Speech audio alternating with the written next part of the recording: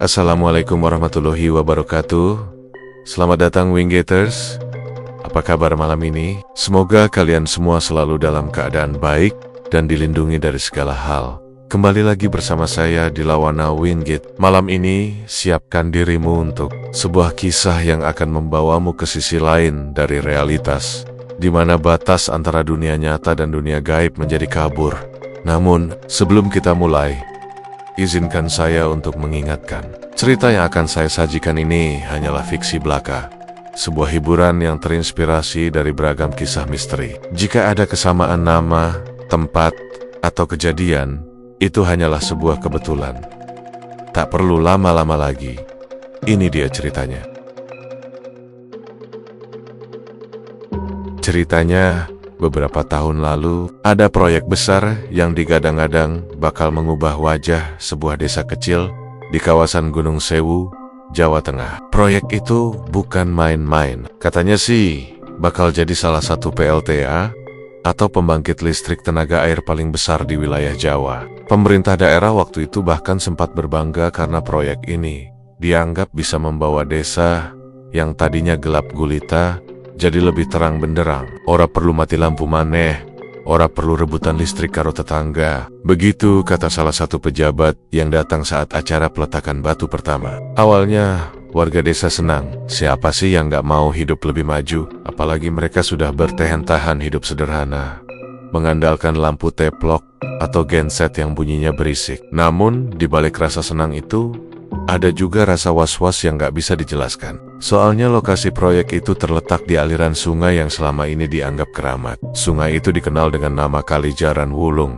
Alirannya deras, dingin, dan dikelilingi tebing-tebing kapur Gunung Sewu yang menjulang. Menurut cerita orang tua desa, sungai itu bukan sekadar sumber air. Ada legenda yang diwariskan turun-temurun. Konon, di dasar sungai itu ada penunggu gaib yang disebut Kiai Tirta Ireng, dan yang besar yang katanya bisa menguasai air, angin, bahkan nyawa manusia. Orang tua zaman dulu sering mengingatkan, jangan main-main di sungai itu, apalagi kalau malam Jumat Kliwon. Oho sembrono neng kana nenek ora kepengin ciloko. Begitu kata-kata yang sering terdengar dari para sesepuh. Tapi tentu saja, bagi orang-orang proyek, itu cuma cerita kampung yang gak masuk akal. Mereka datang dengan alat berat, mesin bor, truk pengangkut batu, dan semangat membangun. Suara mesin menggema setiap hari, menggantikan suara burung hutan yang biasanya terdengar merdu. Tebing-tebing kapur diledakkan, batu besar dihancurkan, tanah digali, dan sungai yang tadinya jernih mulai keruh karena lumpur. Dari hari pertama, warga desa sebenarnya sudah merasa ada yang janggal. Malam itu, ketika pembangunan baru saja dimulai, beberapa orang mendengar suara aneh dari arah sungai. Suara itu bukan suara mesin, bukan juga suara orang, melainkan suara gamelan yang dimainkan pelan sekali, seolah-olah datang dari dasar air. Awalnya orang mengira ada warga yang sedang hajatan, tapi setelah dicek, ternyata nggak ada siapa-siapa. Semua rumah gelap sunyi, hanya ada cahaya lampu minyak yang berkelip di kejauhan. Loh, sopo sing dolanan gamelan jam segene? Apa ana sing montenan tengah wengi? Tanya salah satu warga bernama Pak Sardi, sambil gelisah melihat ke arah sungai. Tetangganya, Bu Yati, hanya bisa menggeleng. Ora ono manten, ora ono hajatan. Iki mesti ana sing ora beres, Pak. Besok paginya, kabar itu menyebar cepat. Hampir semua orang di desa ngomongin soal suara gamelan misterius. Ada yang percaya, ada juga yang menertawakan. Tapi satu hal yang jelas, suara itu nyata, bukan sekadar halusinasi. Bahkan beberapa pekerja proyek yang tinggal di barak mengaku mendengar hal yang sama. Seorang pekerja bernama Bowo bercerita sambil gemetar. Aku lagi ngopi sama teman-teman. Tiba-tiba dari arah sungai kedengeran suara kendang sama gong. Padahal kita udah nyalain lampu-lampu sorot besar. Masa iya ada orang berani main musik di tengah malam gitu? Lagian, suaranya itu bukan kayak dari permukaan tanah, tapi kayak dari bawah air. Serius mas, sumpah, aku merinding. Namun mandor proyek cuman menganggap itu hal biasa. Katanya, mungkin suara itu cuma pantulan dari desa lain, atau suara mesin yang terdengar mirip gamelan. Mereka menertawakan kekhawatiran pekerja dan warga. Tapi keanehan gak berhenti di situ. Beberapa hari setelahnya, mulai banyak pekerja proyek yang tiba-tiba jatuh sakit. Bukan sakit biasa. Awalnya cuma pusing atau mual, tapi lama-lama mereka nggak bisa bangun dari tempat tidur. Tubuhnya panas tinggi, tapi dokter yang datang bilang nggak ada tanda penyakit apapun. Anehnya lagi, sakit itu datang bergiliran. Hari ini 1 orang, besok 2 orang lagi, lusa nambah lagi. Sampai akhirnya, barak proyek yang tadinya ramai dengan suara orang bercanda, berubah jadi sunyi. Banyak pekerja terbaring, hanya bisa merintih. Mereka bilang setiap malam didatangi mimpi buruk yang sama. Sosok hitam tinggi besar muncul dari sungai. Matanya merah menyala, sambil membawa kendi berisi air hitam. Dalam mimpi itu, sosok tersebut selalu bilang, "Iki, duduk panggonanmu, bali sadurunge telat. Ini bukan tempatmu, pulanglah, pulang sebelum terlambat." Cerita mimpi itu bikin bulu kuduk semua orang berdiri. Bagaimana bisa puluhan orang mimpi hal yang sama? Apa itu cuma sugesti karena mereka dengar cerita dari warga? Atau memang benar ada sesuatu yang marah dengan pembangunan proyek ini? Yang lebih aneh lagi, salah satu pekerja yang sakit sempat meracau keras-keras. Dia berteriak dalam bahasa Jawa halus. Padahal sehari-harinya dia orang Jakarta dan gak bisa bahasa Jawa sama sekali. "Kowe wis ngelanggar janjiku. Sopo sing wani ganggu panggonanku? Kudu bayar nganggo nyawane. Kalian sudah melanggar janjiku. Siapa yang berani mengganggu tempatku harus membayar dengan nyawanya." Orang-orang yang mendengar itu langsung pucat pasi. Mereka yakin itu bukan suara asli si pekerja, tapi ada yang numpang bicara lewat tubuhnya. Mandor proyek sempat panik, tapi tetap saja dia keras kepala, bilang itu cuma ngigau. Sejak saat itu, warga desa jadi semakin yakin kalau proyek PLTA ini membawa bencana. Malam-malam mereka nggak lagi berani mendekati sungai. Bahkan anak-anak yang biasanya main air di tepian kali, dilarang keras keluar rumah. Sementara itu, pihak proyek makin sibuk. Mereka mendatangkan lebih banyak alat berat, menggali lebih dalam, dan membuat bendungan raksasa yang katanya bisa menahan ribuan kubik air. Tapi makin besar pembangunan, makin besar juga rasa takut yang dirasakan orang-orang. Ada satu kejadian yang bikin heboh seluruh desa. Malam itu, sekitar pukul 12, beberapa warga terbangun karena mendengar suara ledakan. Mereka ada dinamit meledak. Karena biasanya pekerja memang pakai bahan peledak untuk menghancurkan batu besar. Tapi yang bikin aneh, suara ledakan itu disusul dengan teriakan panjang, seperti suara orang menjerit kesakitan, lalu hening. Besoknya, warga mencari tahu ke lokasi proyek. Tapi pihak mandor bilang, nggak ada opo-opo, nggak ada yang cedera, nggak ada ledakan. Hanya saja, beberapa pekerja berhenti kerja sejak malam itu. Kabarnya minta dipindahkan ke proyek lain.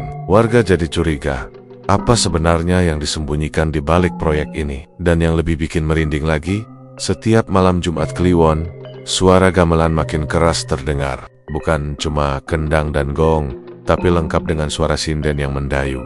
"Lir, lir, anakku," begitu samar terdengar, seolah-olah ada pesta besar di dasar sungai.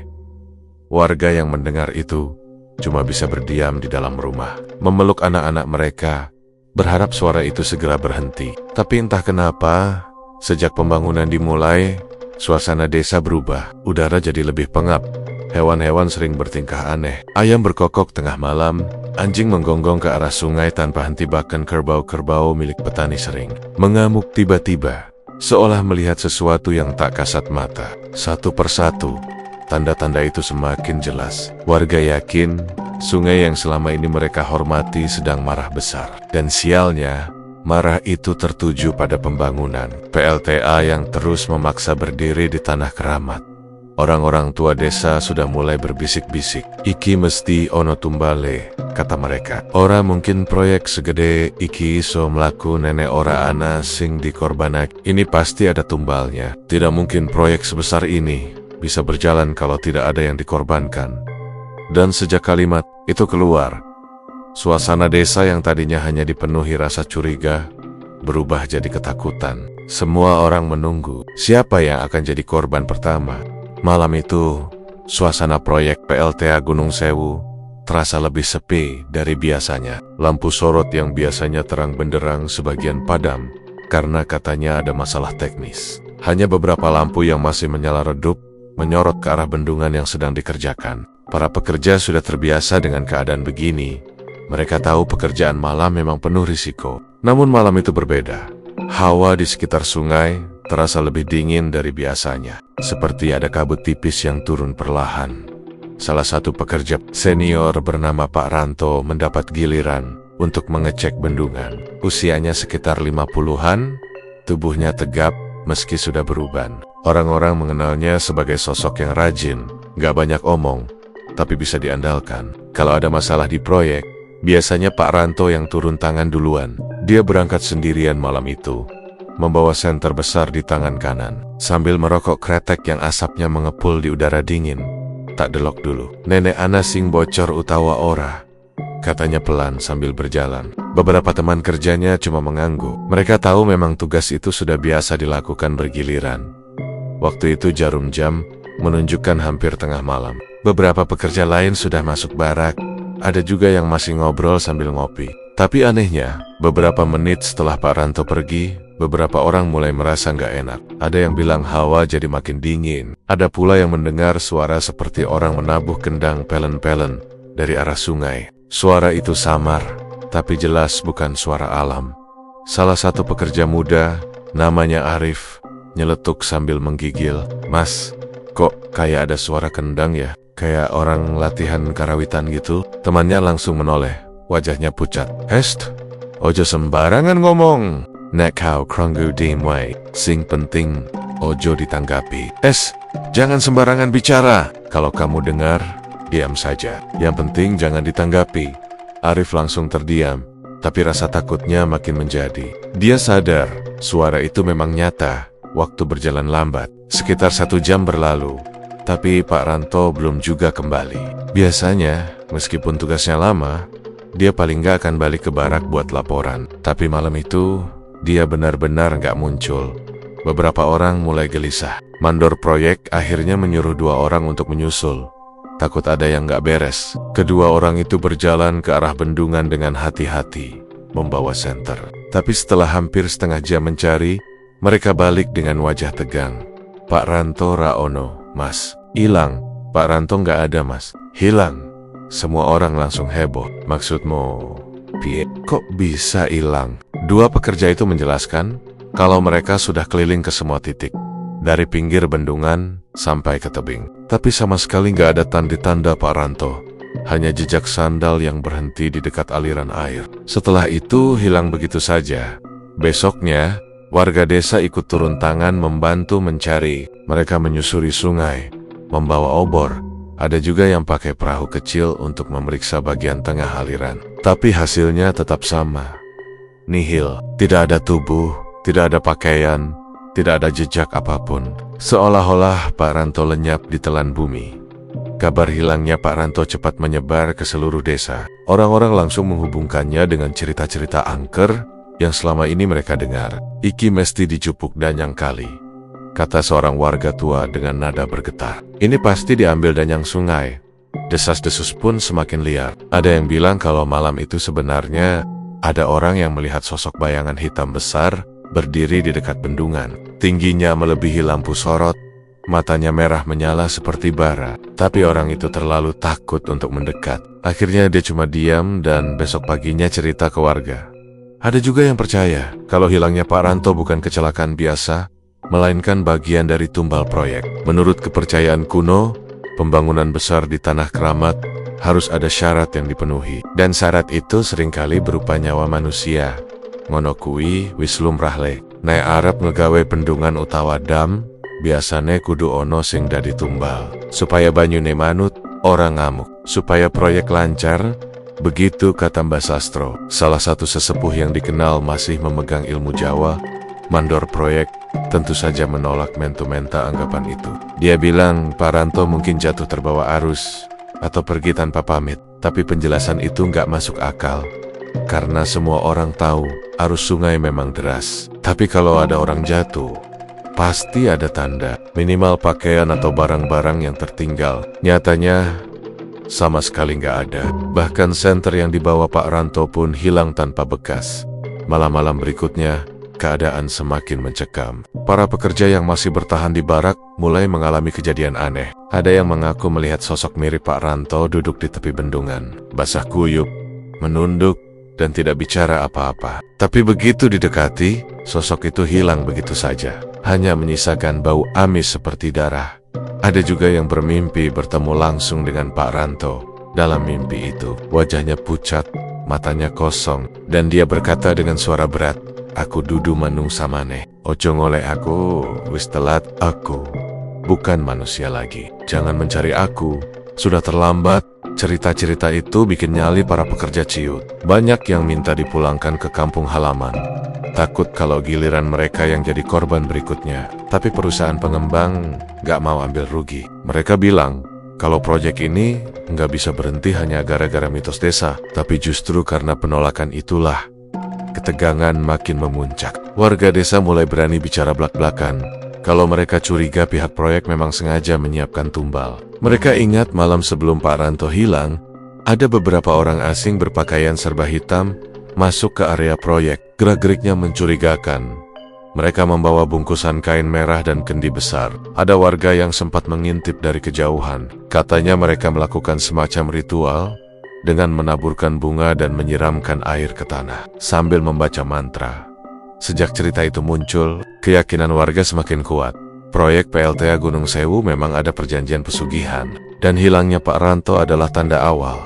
Bagi keluarga Pak Ranto, kehilangan itu begitu menyakitkan. Istrinya setiap hari menangis di beranda rumah, menunggu suaminya pulang. Anak-anaknya masih kecil, mereka nggak paham kenapa bapaknya nggak pernah kembali. Kadang-kadang istrinya masih berharap, siapa tahu Pak Ranto cuma tersesat atau ditawan orang. Tapi hati kecilnya tahu, sesuatu yang lebih besar sudah terjadi. Warga desa berusaha menghibur, tapi mereka juga takut. Setiap kali lewat dekat sungai malam-malam, mereka merasa ada yang mengawasi. Ada suara lirih seperti orang memanggil, "Tulung, tulong, tolong, tolong," dari arah air yang beriak pelan. Bahkan, ada satu kejadian yang bikin bulu kuduk semua orang berdiri. Malam Jumat berikutnya, warga yang lewat dekat lokasi proyek melihat cahaya aneh di atas air. Cahaya itu bergerak pelan, lalu berubah menjadi bayangan mirip tubuh manusia yang terapung. Orang itu yakin itu sosok Pak Ranto. Tapi begitu didekati, cahaya itu lenyap ditelan kegelapan. Sejak saat itu, nama Pak Ranto selalu disebut-sebut dengan bisik-bisik. Bukan lagi sebagai pekerja rajin, tapi sebagai tumbal pertama. Kabar hilangnya Pak Ranto membuat seluruh desa geger. Orang-orang berkumpul di gardu, membicarakan kemungkinan yang sebenarnya terjadi. Ada yang bilang Pak Ranto terseret arus. Ada juga yang percaya ia jadi korban tumbal. Tapi satu orang yang dari awal memilih diam, akhirnya angkat suara. Orang itu adalah Mbah Warto, sesepuh yang paling dituakan di desa itu. Mbah Warto dikenal sebagai sosok tenang, jarang bicara, kecuali kalau memang penting. Rambutnya putih semua, jalannya pelan, tapi matanya tajam, seperti masih bisa menembus gelap malam. Malam itu, ia duduk di kursi bambu sambil menghisap rokok klobot. Warga yang kumpul diam menunggu. Mereka tahu, kalau Mbah Warto sudah buka mulut, pasti yang keluar bukan sekadar omongan kosong. Dengan suara serak, ia mulai bercerita. "Le, kowe kabeh mesti wis krungu jeneng Kiai Tirta Ireng, dan yang kali sing wis ana wiwit jaman Mbah Buyut. Nanging mungkin akeh sing orang ngerti opo sing sejatine disimpen neng kene. Nak, kalian semua pasti sudah pernah dengar nama Kiai Tirta Ireng, danyang sungai yang sudah ada sejak zaman leluhur. Tapi mungkin banyak yang tidak tahu apa sebenarnya yang disimpan di sini." Semua orang terdiam, hanya suara jangkrik yang menemani. Mbah Warto melanjutkan, "Sungai Gunung Sewu iki dudu kali sembarangan. Wong-wong tua biyen tau nglingke. Ojo nganti nganggo alirane, sebab banyu iki dijaga makhluk sing luwih tua ketimbang kita kabeh." Duweke disebut Kiai Tirta Ireng, makhluk gaib sing duweni kekuatan gede. Opo wes sing nyabrang wates tanpa izin, mesti ana tumbasane. Sungai Gunung Sewu ini bukan sungai sembarangan. Orang tua dulu pernah mengingatkan, jangan sampai mengganggu alirannya, sebab air ini dijaga makhluk yang lebih tua dari kita semua. Dia disebut Kiai Tirta Ireng, makhluk gaib dengan kekuatan besar. Apa saja yang melanggar batas tanpa izin, pasti ada balasannya. Beberapa warga menelan ludah. Cerita itu memang sudah lama beredar, Tapi jarang ada yang menjelaskan sedetail ini. Dulu, kata Mbah Warto, sungai itu pernah coba dialihkan untuk irigasi sawah sekitar tahun 70-an. Ada rombongan orang dari luar desa yang membawa peralatan sederhana, berniat menggali kanal. Mereka ingin mengubah aliran air agar bisa masuk ke sawah mereka. Tapi baru sehari bekerja, 3 orang meninggal mendadak. Yang satu tenggelam meski airnya dangkal. Yang satu lagi jatuh dari tebing tanpa sebab. Dan satunya lagi tiba-tiba pingsan lalu tidak pernah bangun. Setelah kejadian itu, semua pekerjaan dihentikan. Sejak saat itulah, orang desa makin yakin kalau sungai ini memang dijaga oleh makhluk halus. Wong-wong desa biyen wis wanti-wanti, ojo nganti ana sing wani ngubah kali iki. Nanging saiki, wong-wong gede karo alat canggih malah ngegawe bendungan raksasa. Iki koyo wong nantang langsung marang sing duweni panggonan, ujar Mbah Warto dengan suara berat. Orang desa dulu sudah mengingatkan, jangan sampai ada yang berani mengubah sungai ini. Tapi sekarang, orang-orang besar dengan alat canggih malah membuat bendungan raksasa. Ini seperti orang menantang langsung yang punya tempat.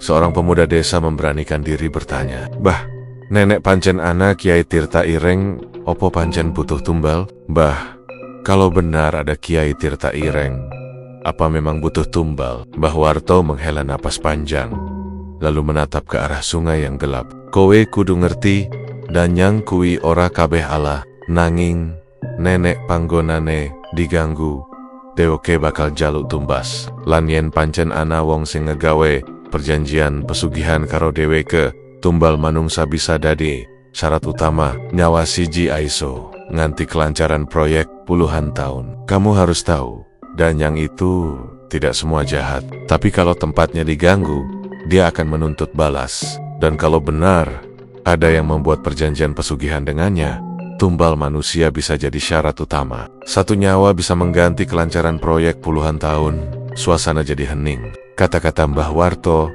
seperti menampar semua orang. Mereka sadar, hilangnya Pak Ranto mungkin bukan kebetulan.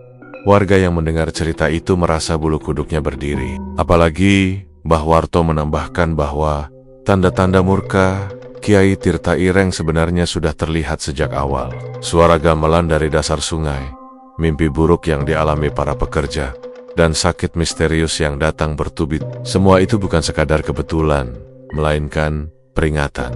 "Sing ngegawe aku kuatir," lanjut Mbah Warto, "iki durung rampung. Yen pancen bener ana perjanjian, iki mung tumbal pertama. Sabanjure bisa luwih elek. Yang membuat aku khawatir, ini belum selesai. Kalau memang benar ada perjanjian, ini baru tumbal pertama. Selanjutnya bisa lebih buruk."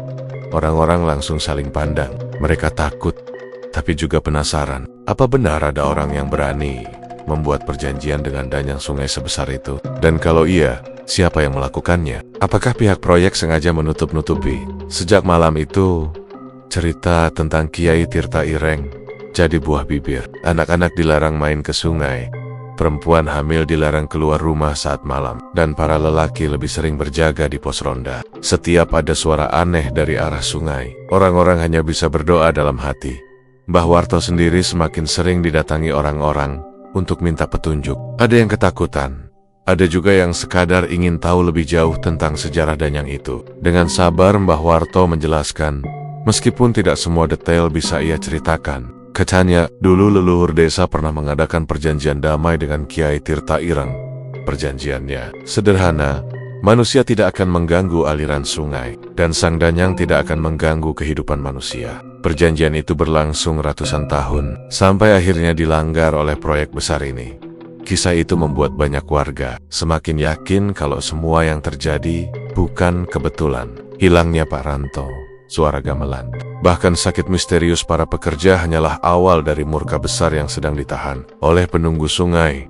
Beberapa orang bahkan bersumpah melihat bayangan besar hitam di atas air, berdiri tegak seperti manusia, tapi tingginya melebihi pohon kelapa. Bayangan itu diam saja, tapi kehadirannya membuat udara di sekitarnya begitu dingin, seperti ditarik masuk ke dalam kegelapan. "Wong-wong, tingkaton iku mesti ora bakal urip tentrem maneh," kata Mbah Warto, "sebab weka wis delok barang sing ora kudune didelok." Orang yang melihat itu pasti tidak akan hidup tenang lagi, sebab mereka sudah melihat sesuatu yang seharusnya tidak boleh terlihat.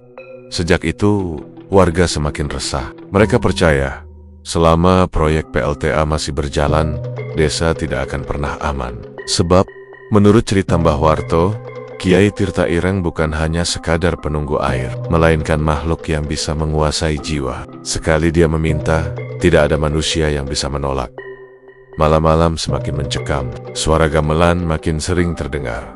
Kadang disertai dengan suara perempuan menangis dari arah sungai. Bau amis darah sesekali tercium di sekitar bendungan. Dan yang lebih menyeramkan, ada warga yang bermimpi melihat upacara besar di dasar sungai, dengan puluhan sosok gaib berpakaian putih mengelilingi sesajen. Di tengah-tengah mereka, berdiri sosok tinggi besar dengan wajah hitam pekat, mata merah, dan suara bergemuruh, Kiai Tirta Ireng. Warga yakin, itu bukan sekadar mimpi. Itu adalah tanda bahwa sesuatu sedang dituntut. Dan kalau benar ada perjanjian pesugihan yang melibatkan pembangunan ini, maka tumbal berikutnya tinggal menunggu waktu. Malam Jumat Kliwon itu, udara terasa berat sejak sore. Angin yang biasanya sepoi-sepoi tiba-tiba berubah dingin menusuk tulang. Awan hitam menggantung rendah, seolah menutupi cahaya bulan. Suasana desa terasa lebih hening dari biasanya. Bahkan jangkrik pun seperti ikut diam. 3 orang pemuda desa Jono, Sarmin, dan Wawan saling berbisik di gardu ronda. Mereka sudah lama penasaran dengan isu yang berkembang. Banyak orang bilang di lokasi proyek PLTA ada ritual-ritual aneh setiap malam tertentu. Karena malam itu bertepatan dengan Jumat Kliwon, rasa penasaran mereka semakin besar. Wes, ayo, nenek ora saiki, kapan maneh? Sopo ngerti omongan wong-wong kui? Bener, kata Jono sambil menyalakan senter kecil. Sudah, ayo, kalau bukan sekarang kapan lagi? Siapa tahu omongan orang-orang itu benar. Sarmin agak ragu. Tapi nenek ketangkep piye? Wong-wong proyek kui kan ora sembarangan. Katanya anak penjagane. Tapi kalau ketahuan gimana? Orang proyek itu kan nggak sembarangan. Katanya ada penjaganya. Wawan, yang biasanya paling nekat, malah tersenyum sinis. Lah nenek mau ngintip tok. Yo ora masalah toh. Sing penting aja sampai kedengeran. Kalau cuma ngintip aja, ya nggak masalah kan? Yang penting jangan sampai ketahuan. Akhirnya mereka bertiga berangkat diam-diam. Jalannya memutar melewati kebun tebu dan semak belukar supaya tidak terlihat. Semakin dekat ke lokasi proyek, suasana makin aneh. Udara terasa lembab dan bau amis samar mulai tercium. Wawan sempat menghentikan langkahnya. Kau loro naem bau opo ora? Tanya. Jono dan Sarmin hanya saling pandang, lalu mengangguk pelan. Begitu sampai di sebuah tebing kecil yang menghadap ke arah bendungan, mereka melihat sesuatu yang bikin bulu kuduk berdiri. Di bawah sana, di area proyek yang masih setengah jadi, ada cahaya lampu redup. Bukan lampu kerja biasa, melainkan cahaya obor yang disusun melingkar. Di tengah lingkaran, ada kuali besar berwarna hitam. Dari kejauhan, mereka bisa melihat jelas bahwa kuali itu berisi cairan merah pekat. Sesekali seorang pria berpakaian hitam menuangkan sesuatu dari kendi tanah liat, dan cairan itu bercampur menjadi satu. Baunya makin kuat menusuk hidung. Jelas-jelas bau darah. Di sekitar kuali, ada beberapa orang berpakaian hitam lengkap dengan penutup kepala. Mereka duduk bersila sambil melantunkan doa-doa dengan suara berat. Bahasa yang tidak bisa dimengerti. Suaranya monoton, tapi menggetarkan dada, seperti bergema dari dalam tanah.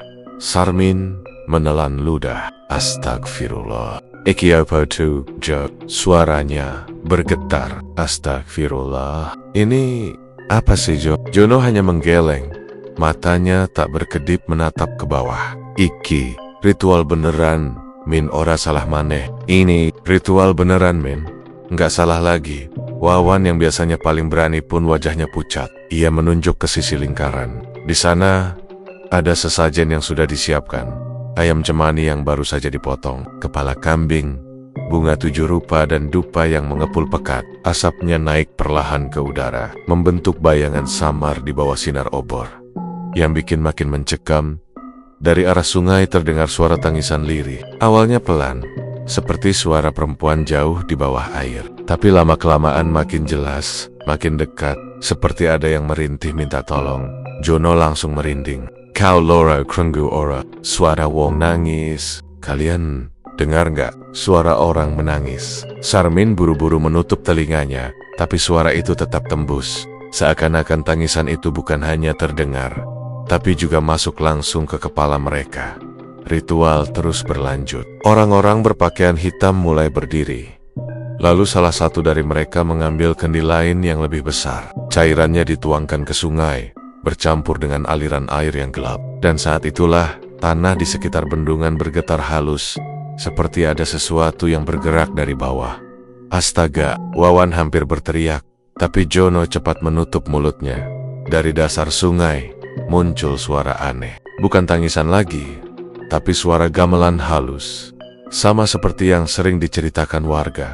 Suara saron, kendang, dan gong berpadu, meski jelas-jelas tidak ada pemain gamelan di sana. Musik itu menyatu dengan suara air, menciptakan suasana yang tak bisa dijelaskan dengan logika.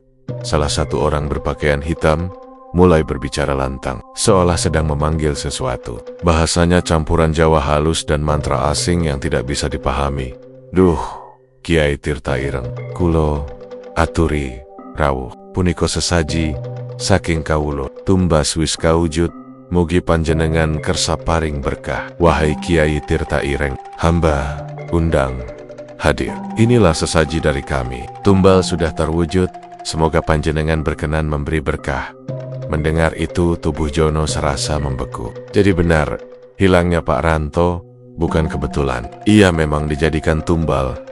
Saat nama Kiai Tirta Ireng disebut, suara gamelan makin keras. Air sungai yang biasanya tenang mendadak berputar seperti pusaran. Dari pusaran itu, perlahan muncul bayangan besar. Awalnya samar, seperti kabut hitam, tapi lama-kelamaan bentuknya makin jelas. Mereka bertiga menahan napas. Sosok itu tinggi besar, lebih tinggi dari pohon beringin di pinggir sungai. Wajahnya hitam pekat, matanya merah menyala, dan suaranya bergemuruh seperti guntur. Sosok itulah yang disebut Kiai Tirta Ireng. Orang-orang berpakaian hitam langsung bersujud.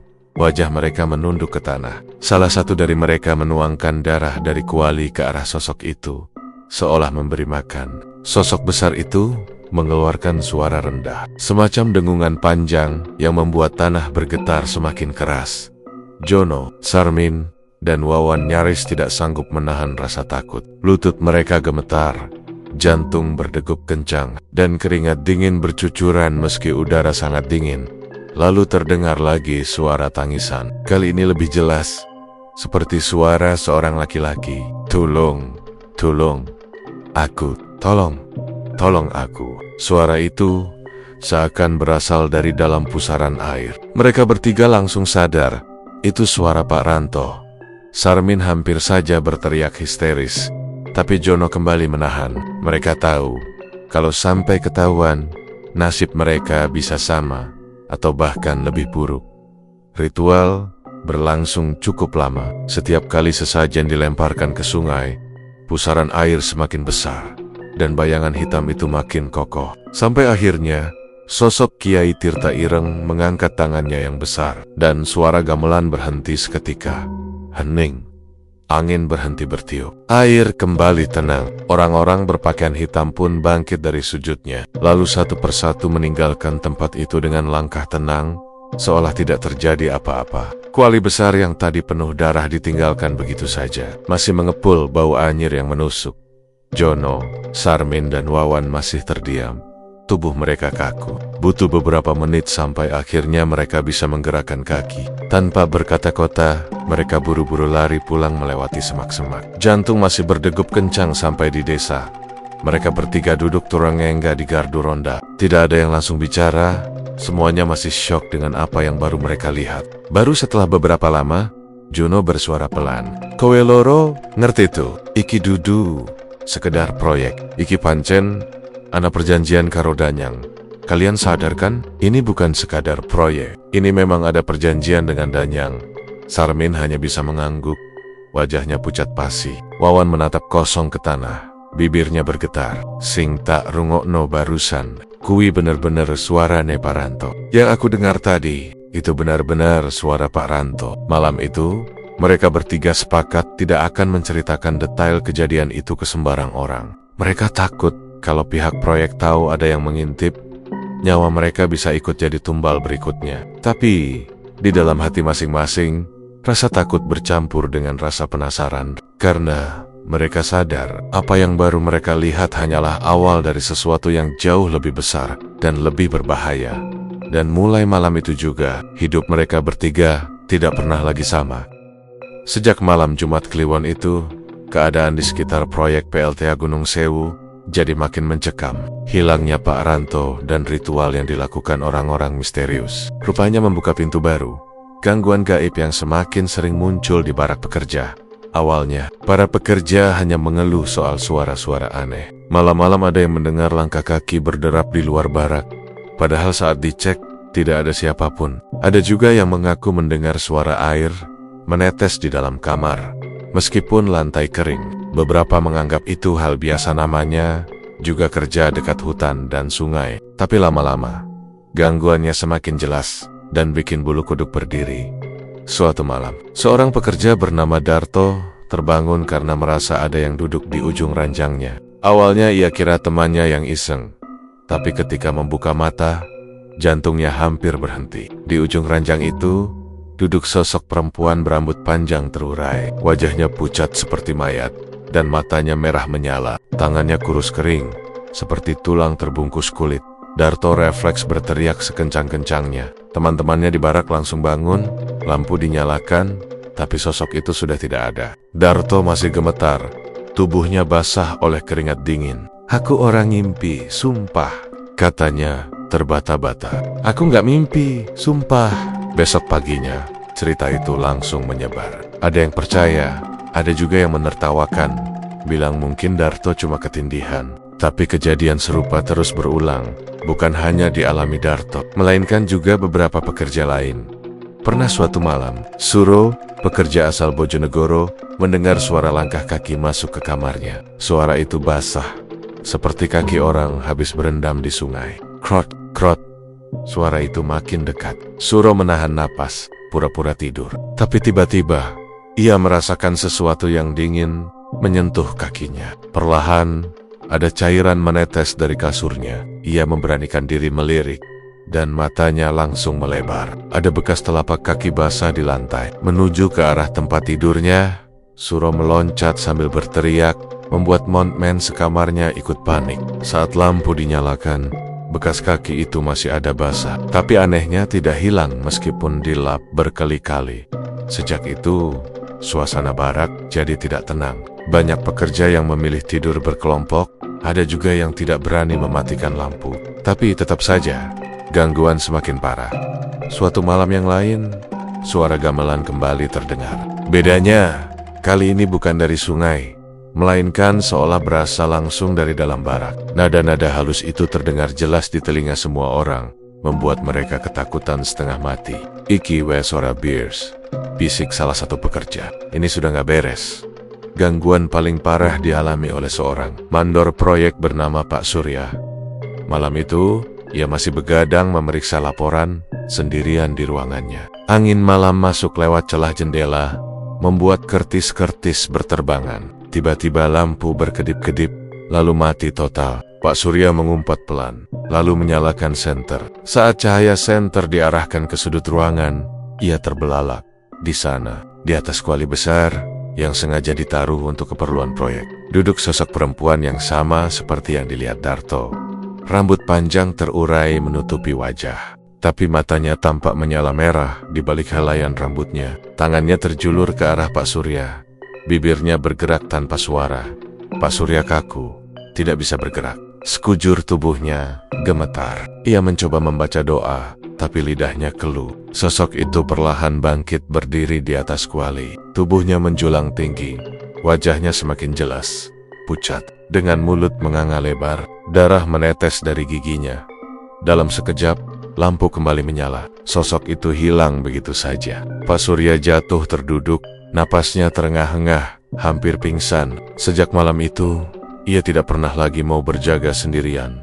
Para pekerja akhirnya sepakat, ada sesuatu yang tidak beres di proyek ini. Beberapa dari mereka memutuskan mundur, tidak berani lagi melanjutkan pekerjaan. Mereka pulang ke kampung masing-masing. Meski harus kehilangan gaji besar yang dijanjikan, Yang tersisa hanyalah pekerja-pekerja yang nekat atau terpaksa karena kebutuhan ekonomi. Tapi meskipun mereka bertahan, rasa takut tetap menghantui setiap malam.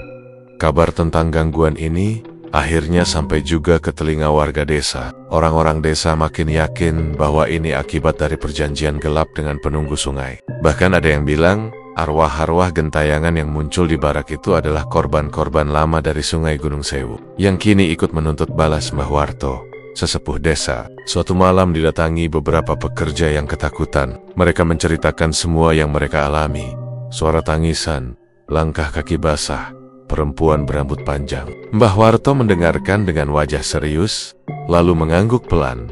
"Lek, kui dudu arwah sembarangan. Kui sing disebut roh kelangan. Roh-roh sing ora nemu dalan bali, amarga yuripe, dipotong orang nganggo tata cara. Kiai Tirta Ireng, ora mong jupuk nyawa, nanging uga ngiket rohnya kanggo dadi pengikut." Nah, itu bukan arwah sembarangan, itu yang disebut roh kelangan. Roh-roh yang tidak menemukan jalan pulang karena hidupnya diputus tanpa aturan. Kiai Tirta Ireng bukan hanya mengambil nyawa, tapi juga mengikat rohnya untuk jadi pengikut. Mendengar penjelasan itu, para pekerja semakin pucat. Jadi, arwah-arwah yang mereka lihat bukan sekadar hantu biasa, tapi roh gentayangan yang sengaja dipelihara oleh Sang Danyang. Semakin hari, gangguan makin nyata. Ada pekerja yang jatuh sakit mendadak, panas tinggi, tapi dokter tidak menemukan penyebabnya. Ada pula yang tiba-tiba kerasukan, berteriak-teriak dengan suara berbeda, menyebut nama Kiai Tirta Ireng berkali-kali. Pernah suatu malam, barak heboh karena salah satu pekerja, Slamet, tiba-tiba berlari keluar sambil menjerit ketakutan. Katanya, ia melihat bayangan hitam besar masuk ke kamarnya. Wajahnya pucat pasi, matanya melotot ketakutan. Ketika warga dan pekerja lain mengejar, Slamet malah terjun ke sungai tanpa berpikir panjang. Air langsung menelannya, dan tubuhnya tidak pernah ditemukan. Kejadian itu membuat banyak orang semakin yakin bahwa proyek ini benar-benar dikutuk setiap malam. Tangisan samar dari arah sungai terus terdengar, kadang-kadang bercampur dengan suara tertawa kecil yang membuat bulu kuduk berdiri. Di barak, para pekerja yang masih bertahan sudah tidak bisa tidur nyenyak. Lampu selalu dinyalakan, doa-doa dibaca, tapi tetap saja ada gangguan. Bahkan ada satu kejadian paling aneh. Sebuah kendi berisi darah ditemukan di dekat barak, padahal tidak ada yang merasa menaruhnya. Darah itu masih segar, menetes pelan, dan di bawah kendi ada bekas telapak kaki besar yang menuju ke arah sungai. Bekas kaki itu jauh lebih besar dari kaki manusia biasa. Para pekerja panik, sebagian kabur malam itu juga. Yang tersisa hanya segelintir orang, termasuk Jono, Sarmin, dan Wawan, yang diam-diam masih penasaran dengan kebenaran di balik semua ini. Tapi rasa penasaran mereka mulai berubah menjadi teror, karena gangguan semakin sering mengikuti mereka, bahkan sampai ke rumah warga. Orang-orang desa pun ikut resah. Ada yang bermimpi melihat Pak Ranto datang dengan wajah pucat, minta tolong. Ada juga yang mendengar suara langkah kaki di depan rumah mereka pada tengah malam. Padahal, ketika pintu dibuka, tidak ada siapapun. Sejak itu, banyak warga yang percaya bahwa arwah gentayangan di sekitar proyek bukan hanya menghantui barak pekerja, tapi juga mulai menyebar ke desa. Kutukan itu seperti merambat, meluas, menelan siapa saja yang berada di sekitarnya. Dan yang paling menakutkan kata Mbah Warto, ini baru permulaan, sebab setiap arwah yang terikat hanya akan menambah kekuatan Kiai Tirta Ireng. Dan kalau benar perjanjian pesugihan itu dilakukan untuk kelancaran proyek, maka arwah-arwah gentayangan itu hanyalah harga kecil yang harus dibayar untuk sesuatu yang lebih besar. Namun, siapa yang sanggup menanggung akibatnya? Sejak ritual tengah malam itu tersebar dari mulut ke mulut, suasana desa yang biasanya tenang jadi berubah drastis. Warga mulai merasakan hawa aneh setiap kali melintas di dekat aliran sungai yang mengarah ke bendungan proyek PLTA Gunung Sewu. Angin yang bertiup terasa dingin menusuk. Padahal siang hari terik, dan setiap orang yang lewat seperti merasa ada mata tak kasat mata yang sedang mengawasi mereka dari balik pepohonan bambu. Anak-anak yang biasanya suka main layangan di tepi sawah, sekarang gak ada lagi yang berani mendekat. Bahkan sekedar lewat saja mereka harus ditemani orang dewasa. Sampai akhirnya kejadian yang bikin desa makin gempar terjadi pada suatu malam Jumat Kliwon. Seorang anak kecil bernama Sari, umur 8 tahun tiba-tiba jatuh sakit. Awalnya demam biasa, tapi mendadak badannya kaku, matanya melotot, dan suaranya berubah berat, bukan seperti anak kecil. Ia berteriak-teriak sambil menyebut nama yang sama berulang kali. Kiai Tirta Ireng. Kiai Tirta Irengge. Orang tuanya panik.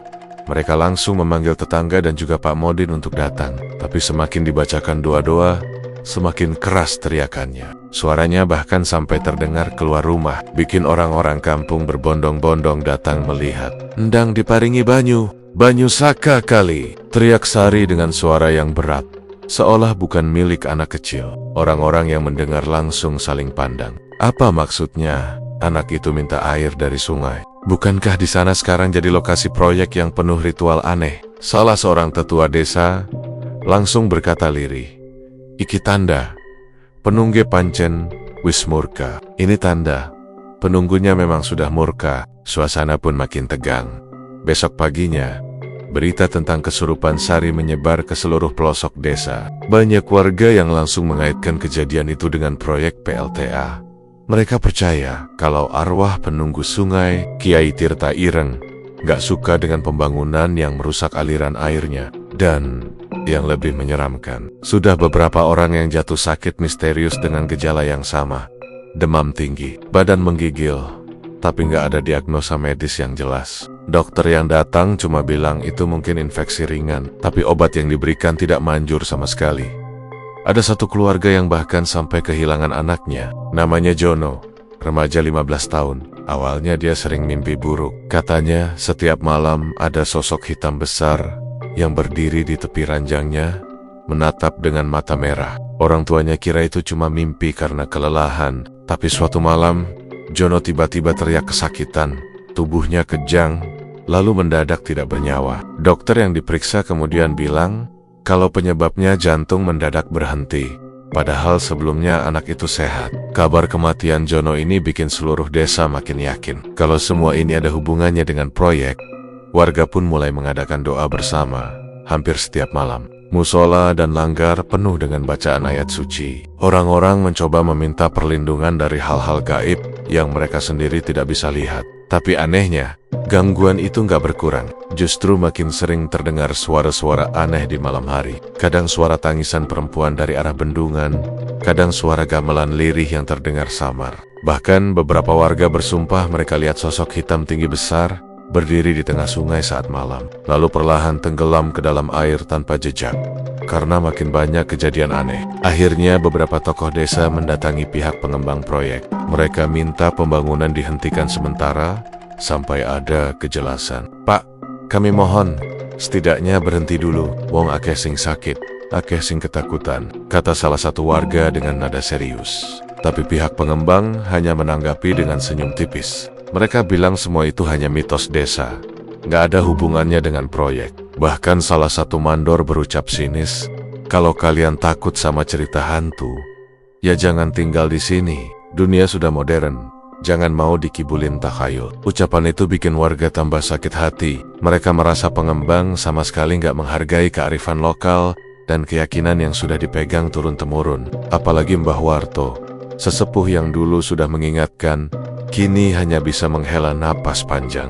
"Yeneng gono kore, mesti bakal anak korban maneh. Kalau begini caranya, pasti akan ada korban lagi."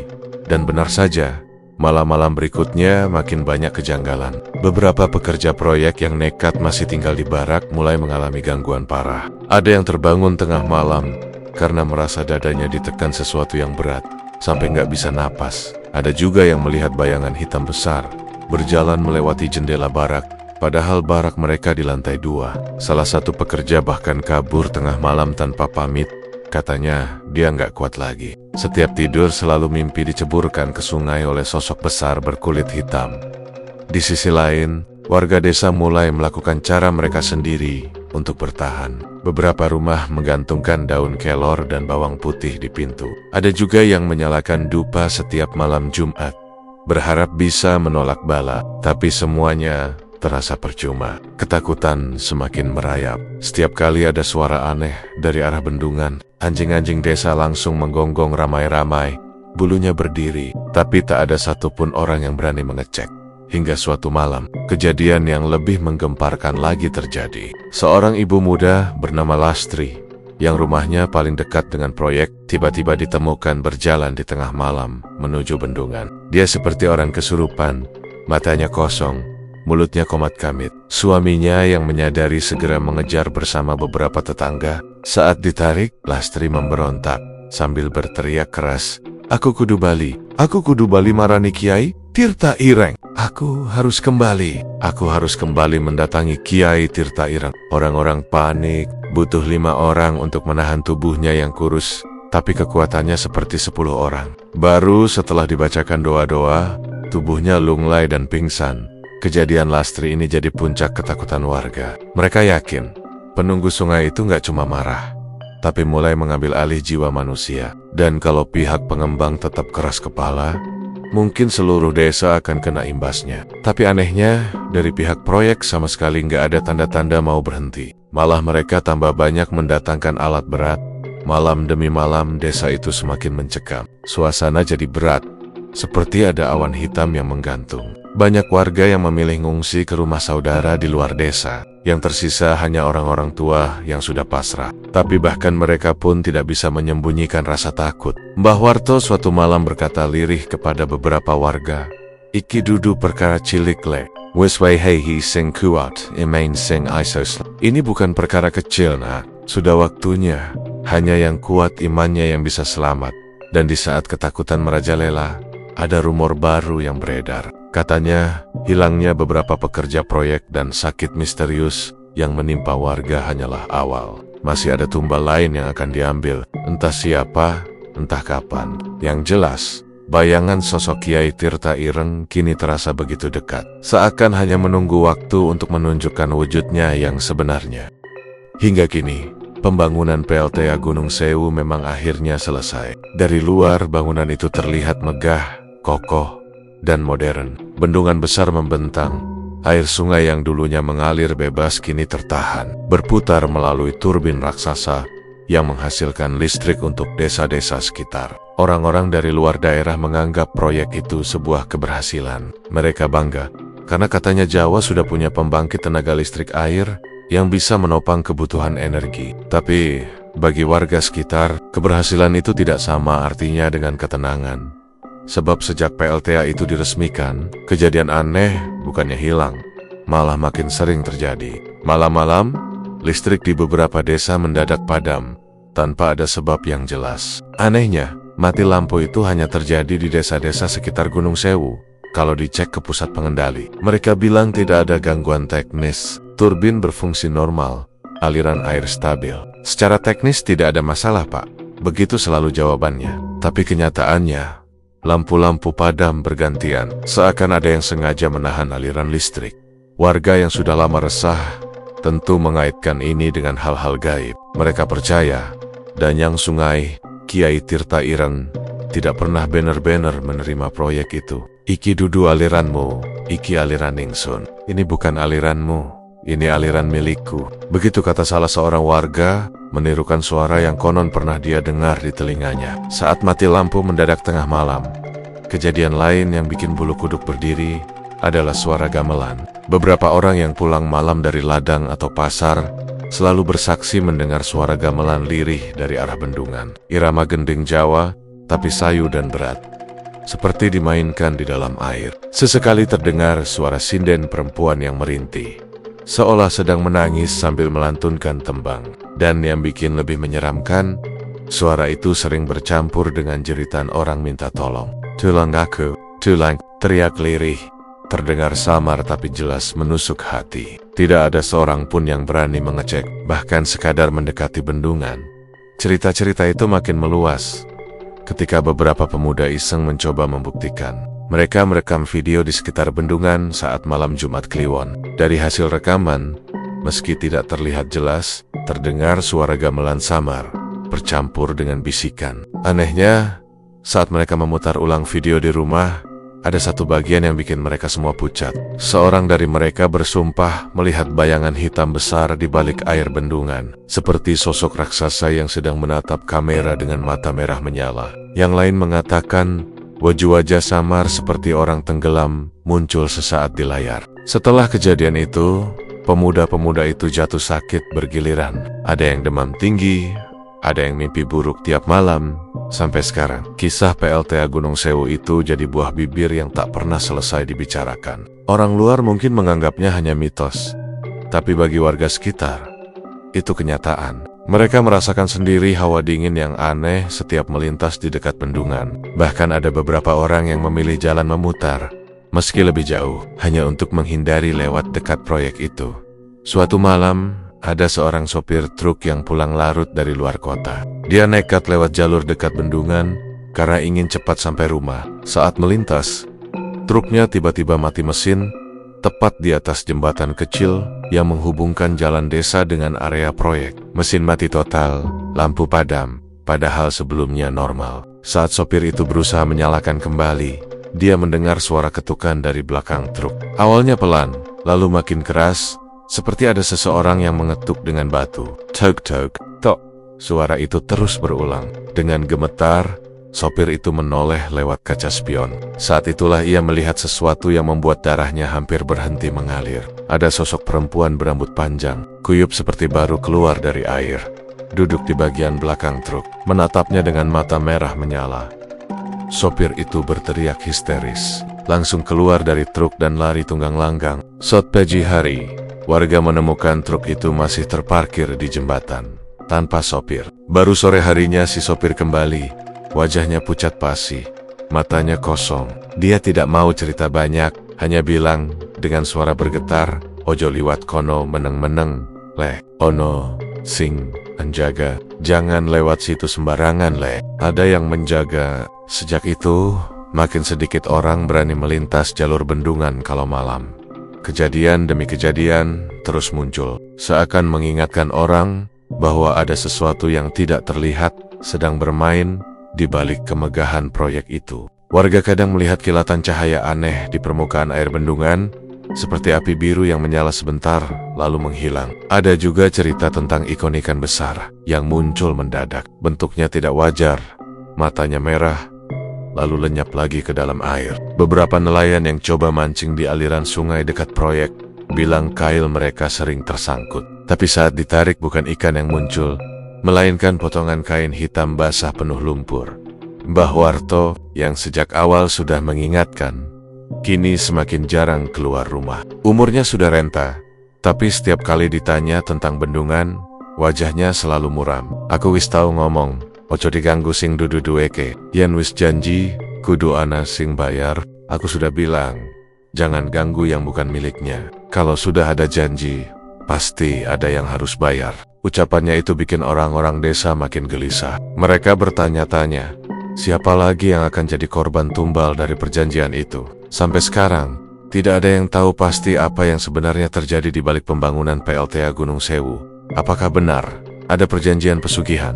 Ataukah semua hanyalah kebetulan dan sugesti warga? Tapi yang jelas, misteri itu tetap hidup. Tiap kali listrik padam tanpa alasan, tiap kali terdengar gamelan sayup dari arah sungai, tiap kali ada jeritan samar di telinga orang-orang yang melintas, ketakutan itu kembali menyeruak.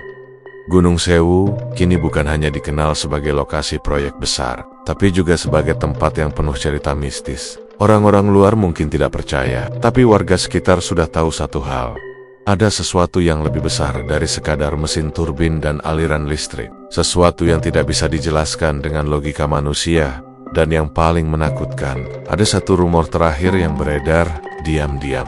Beberapa orang bilang, tumbal itu bukan hanya diambil saat pembangunan, tapi juga harus terus diberikan agar aliran tetap berjalan lancar. Entah siapa, entah kapan.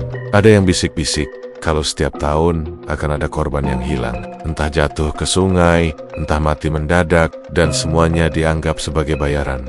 Malam itu, seorang pemuda desa yang pulang lewat jalur bendungan bersumpah melihat sesuatu yang tidak akan pernah dia lupakan. Saat dia melewati tepi air, dia melihat bayangan raksasa hitam berdiri di tengah bendungan. Sosok itu tinggi menjulang, matanya merah menyala, dan di tangannya memegang sesuatu yang mirip tubuh manusia yang masih menggeliat. Pemuda itu langsung lari ketakutan, dan sejak hari itu, dia tidak pernah berani bicara banyak. Dia hanya berkata pelan pada temannya, "Kiai Tirta Ireng isih ana, landewe ke durung warek." Kiai Tirta Ireng masih ada, dan dia belum puas. Apakah benar proyek itu dibangun dengan pesugihan? Apakah tumbal itu nyata adanya? Sampai sekarang tidak ada jawaban pasti.